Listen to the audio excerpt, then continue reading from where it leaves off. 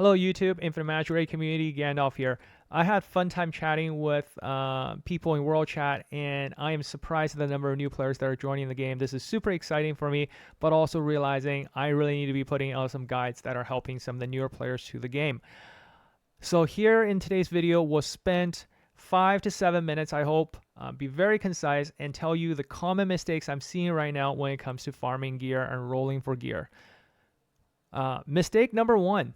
You're not farming dungeons, all right? This is where you get your gear, guys. It's not in campaign. Your class, mark, faction artifacts, and this is your equipment sets.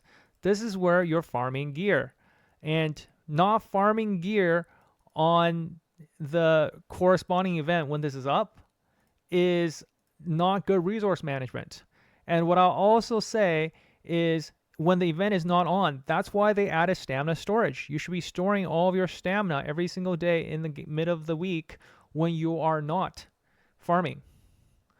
The second thing, so I know here it's really tempting, like stage 13. Ooh, I get penetration gear. But if you look at the drop rates on here, it is absolutely atrocious for trying to get a 6-star piece, right? And to get a 6-star piece with, decent elite, that's like 0.500, okay, of getting a useful piece, right? So you definitely not want to be farming campaign for that.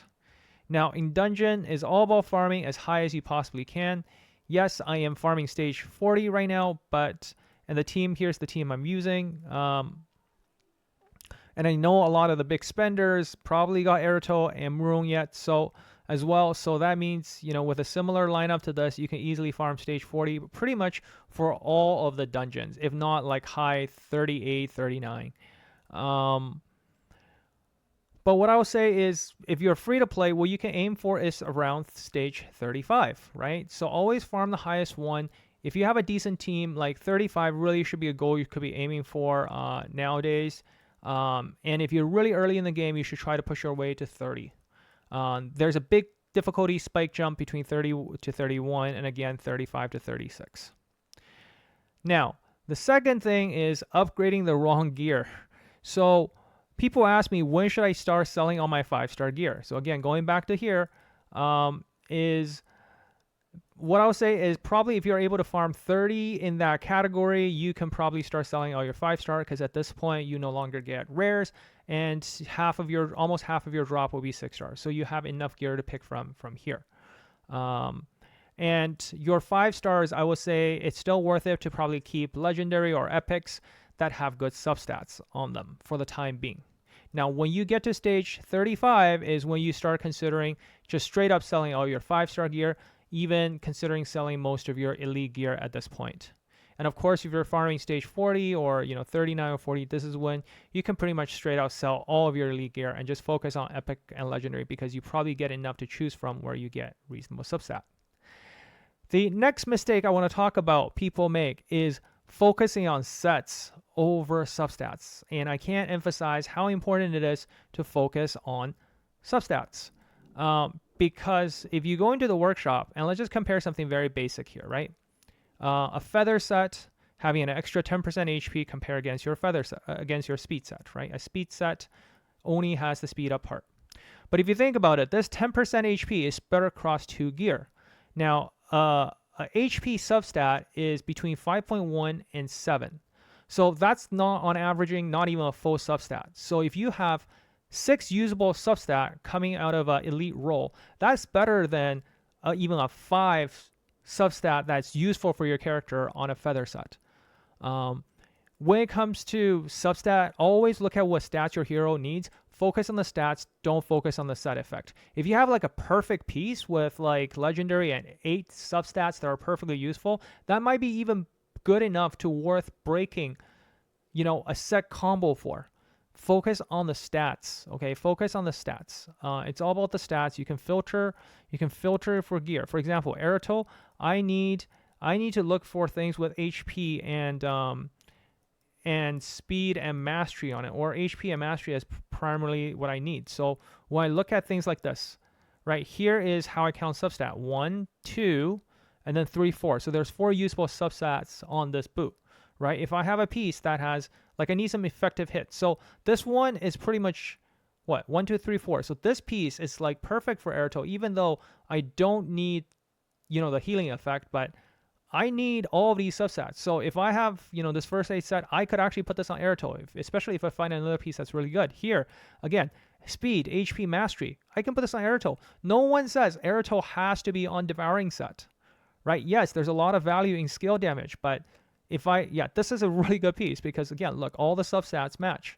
But if this is all I have, right? Like, okay, because I selected this, but like in here, I got a piece like this, right? 2 crit, 2 attack, 1 mastery. So there's only 3 substats in here for Airto.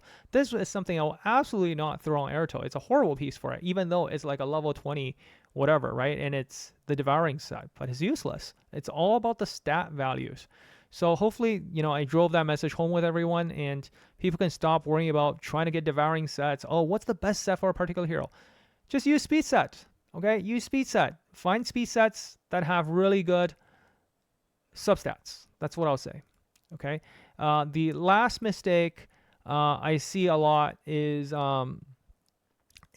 gets a little bit technical around min-maxing, right? So for example, people are looking for speed stats, right? People want to roll for speed stats. And what I would say is if you see a piece like this, you'd be like, oh my God, that is a legendary piece with speed substat on it. I am going to roll this and I'm going to spend all my coins on it. No, this is absolutely a trash piece. I'm going to be using this in forging. Why? Because the initial value for speed is too low.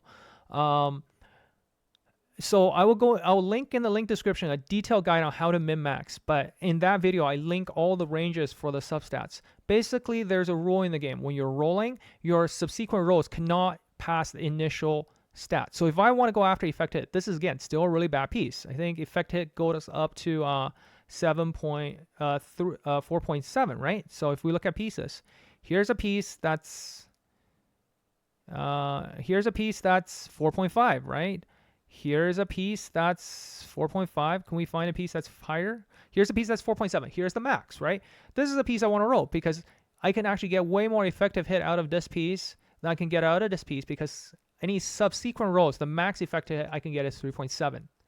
So this is hidden in the game. So don't roll on stuff that has low initial stats. Use these in your forging pieces, right? So I go into a lot of detail in the following video, and you can just go there to check out how to min-maxing. The last mistake I want to talk about is all the mistakes that I see around forging gear. All right, whenever you see gear, whatever you do, avoid the 4 to 5 stars. Sometimes you have some of them in here, and you'll be tempted to forge it. Whatever you do, please, especially early game, right? Don't. Okay, convert all of it over to so you can farm convert to 6-star material for it. Now that we have first aid set choice boxes from Fair Play Arena, you have a choice box from War of Thrones. Really just focus on Devouring set with the red pieces you get from these events. You usually get them from the farming events or the voyage events. Then for the next section, from here all the way to endurance set, my top choice is always between slay set and endurance set because these two are probably the most valuable out of the group here. Then the next section from holy set all the way down to guardian set, I would highly recommend you pick either the feather set or the absorption set, because here you have plus 15% skill damage, and for certain hero, skill damage scales really well. So depending on what you need, I still feel like, again, feather sets are most versatile. Everybody needs a little bit extra HP and speed. You just need to find the right substats for them. Leech is kind of useless, but skill damage definitely is very powerful. So your choice picking between absorption and feather. The next section here is where you have accuracy, penetration, hardening, and bloodthirsty. I will have a toss-up between accuracy set and penetration. If your hero require effective hits, I will pick the accuracy set because I think you get the most stat value out of this set.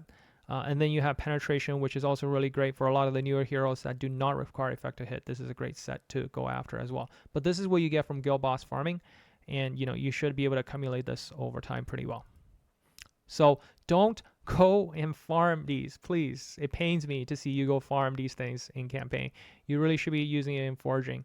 And the last thing I'll say is, we also have when you're forging, you also have the ability to craft and recast as well. I will recast the useless pieces that I have that are 6-star, and over here I would not worry about forging gear. It is not a good use of energy. You only do start forging when you really get an excess amount. So I'm super late game, and this is when I start dumping in. I recently just dumped a whole bunch of speed and HP set to make feather sets on my on the server 71 account, but most of you probably should avoid doing this until very, very late game. Hopefully you avoid these mistakes, and that's how you fall behind the competition, right? Knowing these things, coming to my channel, and learning all of these things will help you progress greatly in the game.